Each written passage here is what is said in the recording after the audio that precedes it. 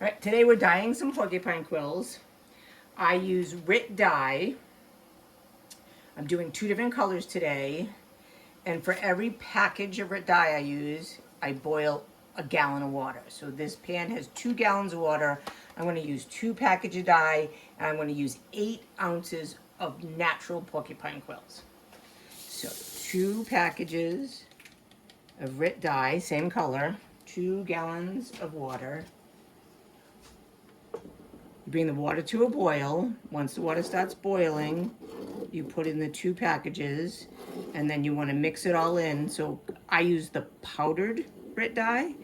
That works much better than the liquid, but you want to get all that powder to dissolve in your hot water. So once it takes only a few minutes. Once it's dissolved, I then take my porcupine quills, and I have a pound of porcupine quills here, so I'm only going to put in half the bag.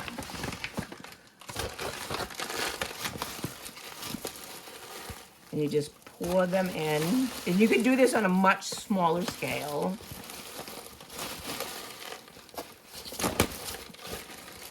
All right, so that's about my 8 ounces. You could pre-weigh them if you want. I do this all the time, so I do not pre-weigh them. And you push all the quills down. And I turn my temperature of the water down a little bit so it's not a rolling boil anymore.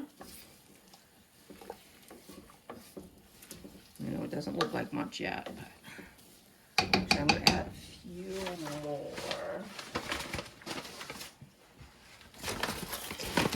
And you're pretty much going to add them all at the same time. If I try to add some 5 minutes from now, it would be too late and they won't all be the same color. Okay, I'm going to mix all those in. And you could just mix, so let them sit for a minute in the dye and just flip them over so they all are sitting in the water. Or what I do is I put a metal pan on top of them and then a weight on top of that. So basically they're all sitting in the dye pretty much. You're still gonna have to mix them, but this makes the dyeing process go faster. Just because when you rip them, it makes a mess. So we're gonna put 2 packages of dye in. I'm using a different spoon to mix the powder in.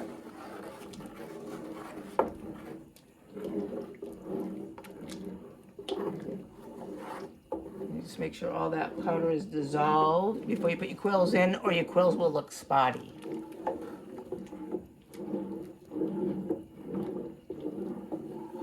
I think we're there. And now I'm going to add 8 ounces of quills.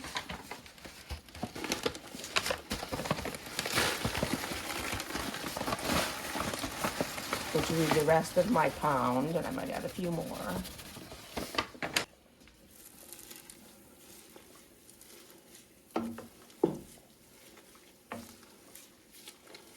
Push all my quills down.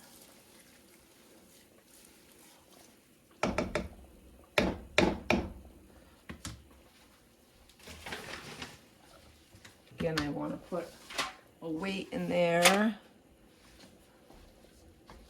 So I'm just using old metal pie pans and a container with some water in there. You do have to keep an eye on it.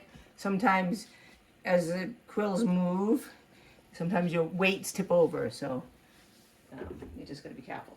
So once you've simmered them for 5 minutes maybe, what I do is I take my metal container cover off of it.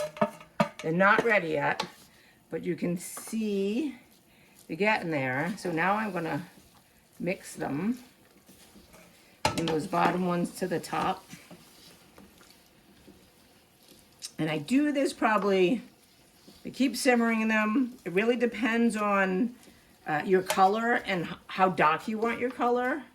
You do want your color even, so you want to make sure that your color is even. The more you mix them, the more they'll get even coverage with the dye.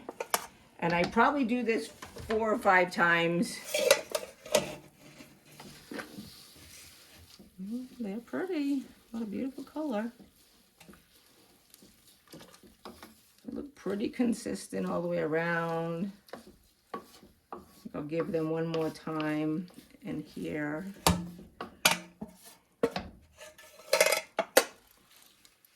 I'm going to test them by just taking a couple of them. So after I test them, and I like the color, it's very consistent, it's a nice orange. I bring my pan over to the sink.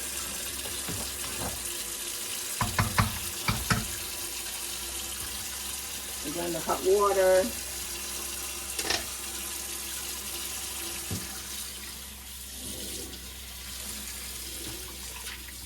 Fill my colander.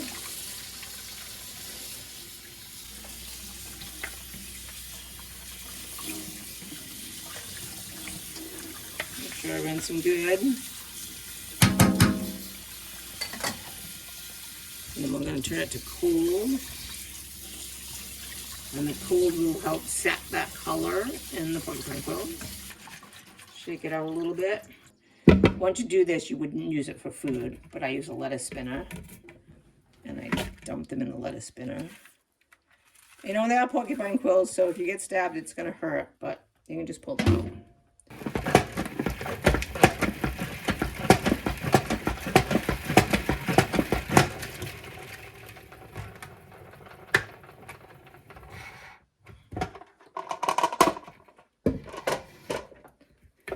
Pull the tray out, you can see that it's still got more water, which is great that we got that much water out. And then I put them in a cardboard box with paper towels on the bottom. We're gonna get those out, I think. All right, the blues took a little bit longer, as we thought they would, but I think we're there. Beautiful color.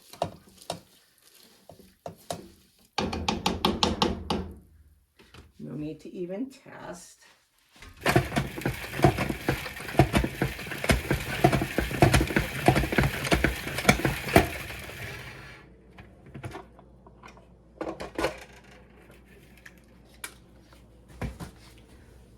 So because we're putting these outside and it's a little windy, but it's very sunny, I put a rock on each box so they don't blow away. But I'm just going to spread them out. You can see they're still pretty wet. So what I'll do for a couple of times out in the sun here, I'll just come out and I'll spread them out.